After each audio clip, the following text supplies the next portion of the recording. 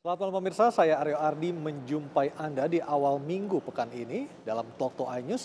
Pemirsa, meskipun telah berakhir pada Jumat pekan lalu, namun debat Pilkada DKI Jakarta yang pertama kalinya diselenggarakan masih menyisakan sejumlah pertanyaan yang belum dijawab secara tuntas oleh ketiga pasangan calon gubernur dan calon wakil gubernur.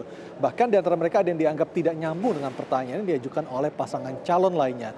Namun di luar itu semua, ketiga pasangan calon gubernur dan calon wakil gubernur telah menampilkan performa terbaik mereka untuk meraih simpati dari 6,9 juta lebih pemilih dalam Pilkada DKI Jakarta yang akan berlangsung pada tanggal 15 Februari mendatang. Jakarta hari ini, ketimpangan meningkat, daya beli sebagian masyarakat menurun. Ya, bagi kami membangun Jakarta itu visi terutama dan membangun manusianya. Kami hadir di Jakarta membawa pengalaman, pengetahuan, dan akumulasi jaringan. Pasca debat perdana Cagup-Cawagup DKI Jakarta Jumat malam, ketiga pasangan calon merasa yakin mereka telah memberikan performa baik. Sejumlah reaksi beragam muncul dari warga hingga para netizen di dunia maya.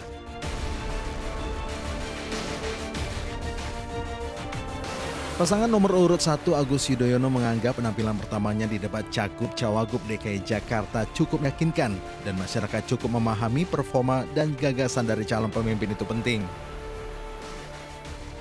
Sementara Basuki Cahayapurnama berharap debat kedua dan ketiga dapat lebih bermutu mengingat ia mendapat cukup banyak sindiran sebagai petahana. Ia berdalih sindiran yang dialamatkan kepadanya bukan mengoreksi namun membangun opini yang salah. Lain halnya Anies Baswedan sempat terkejut ketika lawannya menyindir profesi dosen yang dinilainya menyalahi komitmen debat yang telah disepakati. Namun ia langsung memberikan reaksi bahwa Indonesia didirikan oleh para cendekiawan. Dengan adanya debat, perubahan suara masih mungkin terjadi mengingat masih banyaknya swing voters atau masyarakat yang belum menentukan siapa kandidat terbaik yang akan dipilih. Dan pasangan calon pun harus mempersiapkan diri untuk debat selanjutnya agar bisa meraih simpati warga DKI.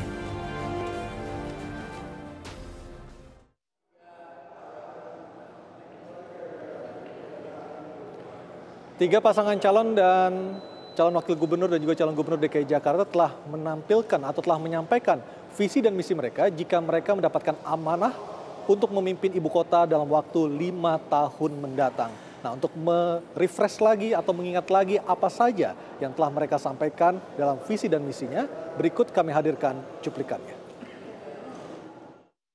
Ke depan adalah menjadikan Jakarta semakin maju, aman, adil, dan sejahtera.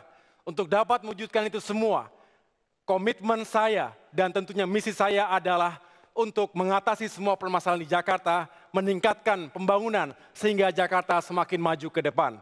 Ya, bagi kami membangun Jakarta itu visi terutama dan membangun manusianya. Membangun manusia dengan indikator terukur. Kita kenal di dunia dengan indeks pembangunan manusia. Supaya sejajar dunia, misalnya 2015, Jakarta telah mencapai IPM 78,99. Artinya kita kurang dari 1,01 telah menyamai tingkat dunia yang tinggi. Kami hadir berdua untuk memastikan kesejahteraan dan keadilan hadir bagi seluruh warga Jakarta. Untuk itu, lapangan pekerjaan menjadi prioritas. Keadilan atas lapangan pekerjaan sangat mendasar. Berikutnya, akses pada pendidikan berkualitas dan tuntas. Kita ingin para orang tua bisa mengantarkan anaknya ke sekolah, bisa mengantarkan anaknya ke madrasah dengan perasaan tenang, dengan perasaan yakin. Dan tiga orang tamu telah hadir bersama saya malam hari ini di Talk to iNews. Yang pertama di sebelah paling kanan saya adalah Bang Ruhut Sitompul. Apa kabar Bang? Baik. Dari kubu Ahok Jarot, selamat malam Bang. Malam. Mas Gun Gun Herianto yang juga mengamati langsung seperti apa jalanannya debat pada Jumat pekan lalu. Selamat malam Mas Gun Gun. Selamat malam Mas Aryo. Dan Mas Roy Suryo dari Agus Silvi. Ya. Selamat malam Mas Roy. Selamat malam Mas. Selamat Saya malam ke Bang Ruhut dulu. Bang Ruhut, salah satu pertanyaan yang belum dijawab secara tuntas dan lugas oleh pasangan calon, terutama oleh Pak Ahok dan Pak Jarot, adalah ketika Pak Ahok dimintai komentarnya tentang komitmen 5 tahun memimpin Jakarta jika memang terpilih lagi. Dia akan ibarat anak tangga, kan aku udah bilang. Ya dia tinggal naik tangga ke 10, ke 11, ke 12.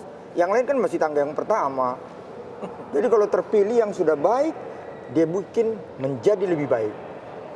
Itu. Artinya apakah itu menandakan jika memang nanti terpilih lagi, Pak Ahok akan komit 5 tahun akan memimpin Jakarta tanpa tergiur untuk maju di Pilpres 2019?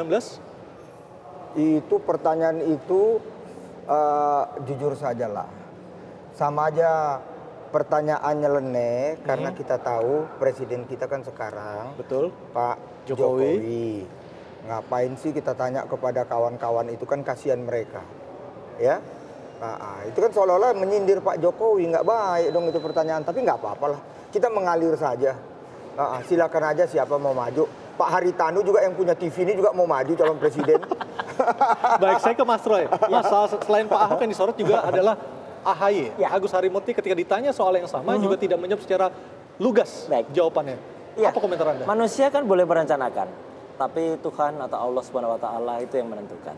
Jadi jawaban Mas Agus itu realistis. Jadi beliau atau saya akan berkomitmen untuk serius di Pilkada 2017. Meskipun itu tidak menandakan apa-apa, belum tentu ketika nanti terpilih tidak akan maju di 2019 ya. Orang itu kan boleh berharap dan lain sebagainya. Tapi komitmen Mas Agus adalah menyelesaikan Pilkada 2017 ini dulu. Itu yang sudah pasti ada di depan mata. Jadi tidak perlu kita berandai-andai ke depan. Toh juga nanti semuanya juga akan bergulir. Tapi saya juga sepakat dengan senior saya, Pak Argo tadi, bahwa itu pertanyaan ke-6 itu kan sebenarnya agak aneh juga ya pada season ke-6. Karena kesepakatannya kan ke-6 itu sebenarnya konklusi. Tapi tiba-tiba ada pertanyaan colongan. Tapi alhamdulillah ketiga paslon menurut saya itu clear menjawabnya dengan baik. Mas Gun-Gun, apa yang bisa Anda tangkap dari jawaban dari Agus, dari Pak Ahok maupun dari Anies sendiri? Kalau soal pertanyaan terakhir, komitmen kan ya, yang eksplisit memang kandidat nomor 3 kan, nomor 1 dan nomor 2 itu ada satu statement yang kita sebut equivocal communications. Jadi jawabannya dibuat tidak terlalu jelas. Sebenarnya ini mungkin kalkulasi strategic planning ya, dan itu sangat biasa dalam politik. Memang terlepas dari siapapun yang kemudian ditanya dan menstatementkan, bagi saya penting bagi pimpinan di DKI 1 dan DKI 2 memang punya komitmen menyelesaikan tugas 5 tahun. Tentu Pak Presiden Pak Jokowi ketika misalnya ada momentum dan kemudian rakyat menghendaki, itu akan menjadi bahan evaluasi sumber daya politik yang dihitung oleh partai politik dan dihitung oleh tim. Tetapi kemudian memang bagus dalam proses konsolidasi demokrasi, bukan dalam perspektif elit ya, tetapi dalam perspektif konsolidasi demokrasi ketika term sirkulasi elit 5 tahunan itu benar-benar dipegang.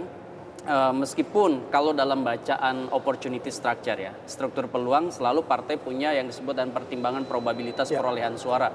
Contohnya misalnya, ini kandidat ini hidup di pasar pemilih sehingga kemudian bisa saja didorong ke kontestasi elektoral di level atasnya, misalnya di tingkat nasional. Apakah kejelasan sikap dari Anies Baswedan ketika ditanya soal komitmen 5 tahun itu juga berbanding lurus dengan hasil polling di sejumlah media yang menempatkan mereka di posisi paling atas?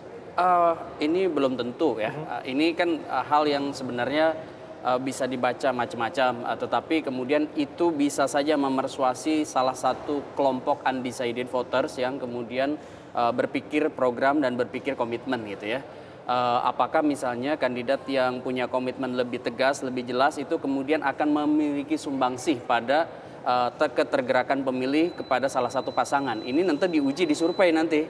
Survei akan tentu bukan survei artificial ya, survei perbincangan organik di sosial media, tetapi survei yang sifatnya lebih ketat secara akademik, contohnya misalnya lewat kuesioner yang bisa lebih terjaga kredibilitas dan akuntabilitasnya. Baik, kita akan lihat bersama-sama di layar di belakang saya ini adalah hasil survei dari sejumlah media online yang dilakukan setelah debat berlangsung pada Jumat malam pekan lalu. Kita akan lihat ini hasil polling online media di Indonesia. Debat kandidat Gubernur DKI Jakarta, Agus Silvi 14%, Ahok 41%, Anies Uno 45%. Ini adalah sumber dari CNN Indonesia. Di Metro TV, Agus Silvi 6%, Ahok Jarot 41%, Anies Uno 52%. Berikutnya adalah hasil survei dari Berita 1, Agus Silvi 6%, Ahok Jarot 43%, dan lagi-lagi Anies Uno menempati posisi pertama dengan perolehan 51%, dan sumber Tempo 10% untuk Agus Silvi, 44% Ahok Jarot, dan 46% Anies Baswedan dan Sandiaga Uno. Dan berikutnya dari Merdeka.com, Agus Silvi 14%, Ahok Jarot 41%, Anies Uno 45%. Sedangkan dari Sindo Trijaya FM, 3% untuk Agus Silvi, 30% Ahok Jarot, dan 67% Anies Baswedan dan Sandiaga Uno. Bang Ruhut, komentar Anda? Komentar saya, kalau betul dia objektif di atas, nggak usah kemarin live iNews TV dari tempat peribadatan hari Minggu. Ya, kalau dia memang bagus, artinya dia merasa, oh saya cuma dosen, saya cuma guru. Yang kalian gadang-gadang kan, dan semua udah tahu kok Anies itu grup ini, tadi Sindo grup ini juga. Jadi udahlah, tanyakan saja kepada rumput yang bergoyang. Dari berbagai media online lainnya juga menempatkan Anies dan Sandiaga Uno posisi pertama. Kalau kita lihat medsos yang paling tinggi kami, tapi kalau ditanya juga kepada Pak Roy, dia bilang yang paling tinggi, udahlah, nggak usah kita bohong-bohongin rakyat. Mas Roy, seperti apa komentar Anda dengan hasil polling ini? Tim AHY Silvi tetap menghormati semua hasil yang ada, baik itu polling, baik itu survei. Dan itu merupakan satu semangat bagi kami, satu vitamin bagi kami untuk terus bergerak lagi. Jadi kami malah berterima kasih. Tidak cepat puas, tidak cepat kemudian merasa terlalu tinggi. Dan kita sangat menghormati kedua paslon lain, bagus dan wajar. Karena Mas Agus dan Pak Silvi itu kan newcomer, kalau disebut begitu. Tapi kita tunggu nanti tanggal 15 Februari. Tapi yang jelas kita tidak perlu menyalahkan polling. Meskipun saya juga tahu itu ada mesin bergerak, ada para buzzer di situ.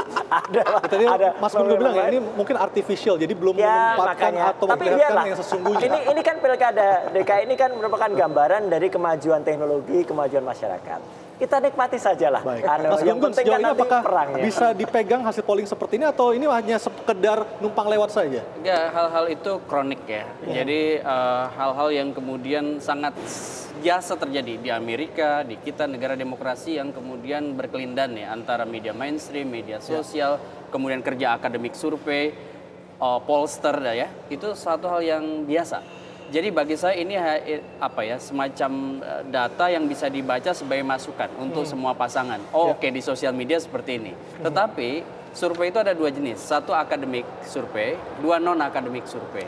Yang akademik survei itu biasanya ketat dengan metodologi. Nah, biasanya kecenderungannya kalau survei media sosial itu karena mengcapture perbincangan organik itu memang tidak terlalu kuat landasan metodologisnya. Meskipun kalau melihat semacam perbincangan yang jadi tren siapa ya, kemudian kita bedah lagi trennya positif atau negatif, misalnya itu harus lebih ke dalam lagi. Nanti kita bahas lebih lanjut, Bapak-Bapak dan pemirsa tetaplah bersama kami. Talk to iNews akan segera kembali.